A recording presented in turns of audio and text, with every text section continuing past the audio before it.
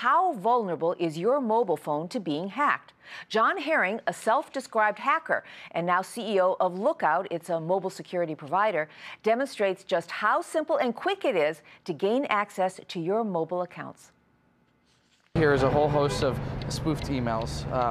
In this case, what we've got is an email from a colleague, and it says, hey, why don't you check out this game? I have lots of programs that get sent to me. I'm sure you have lots of documents that get sent to you. It says lookout.com, so you think it's from a coworker. Exactly. Or in this case, I think it's from a coworker. And this did not come from the coworker. Okay. So if you were to open this file, and it's really simple, just hit install, and it'll install the application, and you now open it.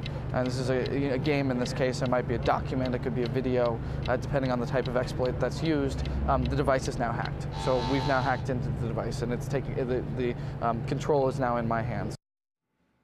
Our next guest says preventive measures are the key to protecting your identity in the cyber world. He's Michael Dubose, Managing Director and Leader of Cyber Investigations at the security firm Kroll.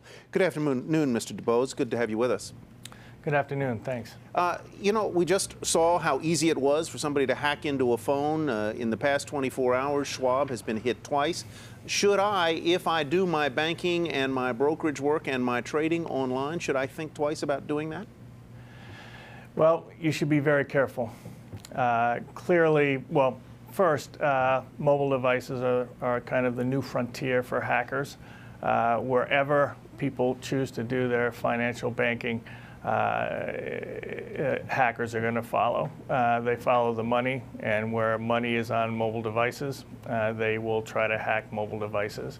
But I think overall, in terms of financial services industry, I think you need to be very careful. You need to be careful about your passwords. You need to have strong passwords. You need to change them regularly.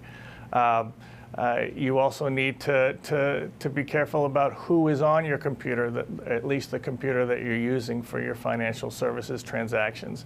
If you have a family computer and a personal computer that you use, you're better off using your personal computer because you really don't know where your kids are going online and that type of thing. So there are a number of different measures you can take to protect yourself. And because, excuse me for interrupting, because you don't know where other family members may have been, that may have introduced viruses or malware.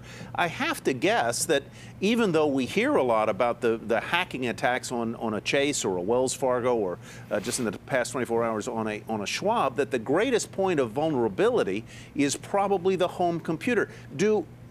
Number one, is that correct? And number two, do the kinds of off-the-shelf security programs, the anti-malware programs that I can buy, do they do the job? Right, you're exactly right. Just like with a company, the weakest link in either a network or in a financial transaction involving a home computer is the end user, is the home computer itself. And so the antivirus software or the security suites that involve antivirus software, anti-spyware, and firewalls, they are essential. You need to install them. They need to be updated at least daily, automatically.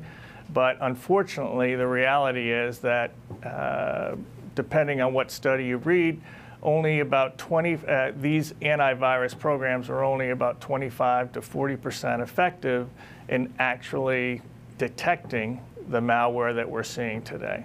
And so how do I get the remaining 75% protection that would seem reasonably important to me? I think a lot of that has to come through very, very careful user habits. In fact, when friends ask me how should they conduct online banking, to the extent that they can afford to, I recommend that they buy a very cheap computer and only use that computer for their financial transactions. Don't use it for email, don't use it for online browsing, anything. And just as a way to reduce the risk. Two quick questions. Do you do your banking online and your financial work online? I do, yes. And so what would the three key things that you would recommend to our audience be to protect yourself against cyber threat?